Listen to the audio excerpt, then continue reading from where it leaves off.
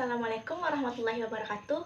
Perkenalkan, nama saya Fadia Hidayati, mahasiswa Teknik Kimia IAIN Batu Sangkar semester 2 dengan NIM 2130110005. Pada kesempatan kali ini, saya akan menjelaskan materi mengenai larutan elektrolit dan non-elektrolit. Yang pertama, pengertian larutan. Larutan adalah campuran larutan homogen yang terdiri dari zat atau lebih yang saling melarutkan satu sama lain dan zat penyusunnya tidak dapat dibedakan secara fisik. Larutan terdiri dari dua komponen. Yang pertama, pelarut, yaitu komponen yang jumlahnya lebih banyak dalam larutan, dan zat terlarut yaitu komponen yang jumlahnya lebih sedikit dalam larutan.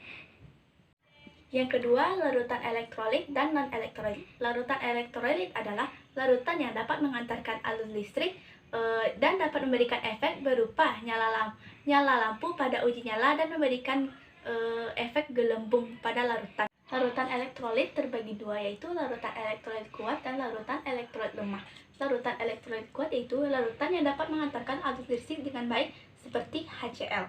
Larutan elektrolit lemah yaitu larutan yang tidak dapat mengantarkan arus listrik dengan baik seperti asam cuka. Larutan non-elektrolit adalah larutan yang tidak dapat menghantarkan arus listrik dan tidak dapat memberikan efek berupa nyala lampu dan gelembung dalam elektroda. Dengan larutan elektrolit dengan ikatan kimia, berdasarkan jenis ikatan yang dapat mengantarkan arus listrik terbagi menjadi tiga. Yang pertama, senyawa ion. Senyawa ion dalam bentuk lelehan dan larutan dapat mengantarkan arus listrik karena ion-ion tersebut dapat bergerak secara bebas. Yang kedua, senyawa kovalen nonpolar. Dalam bentuk padatan, lelehan dan larutan tidak dapat mengantarkan arus listrik karena senyawa kovalen nonpolar bermuatan netral dan tidak bermuatan. Yang ketiga, senyawa kovalen polar. Senyawa kovalen polar jika berada dalam air, molekul senyawa kovalen polar dapat terhidrolisis menjadi ion sehingga dapat bergerak bebas dan mengantarkan arus listrik. Selanjutnya itu faktor-faktor yang dapat mempengaruhi daya hantar listrik dalam satu larutan. Yang pertama, konsentrasi. Konsentrasi adalah besaran yang menunjukkan kepekatan larutan melalui perbandingan antara pelarut dan zat terlarut. Itu jumlah ion.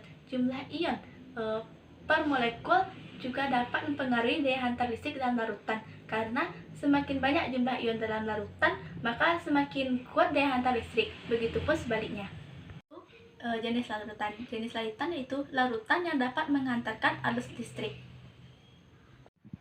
Sekian yang dapat saya sampaikan pada kesempatan kali ini. Jika ada kata-kata yang salah mohon dimaafkan.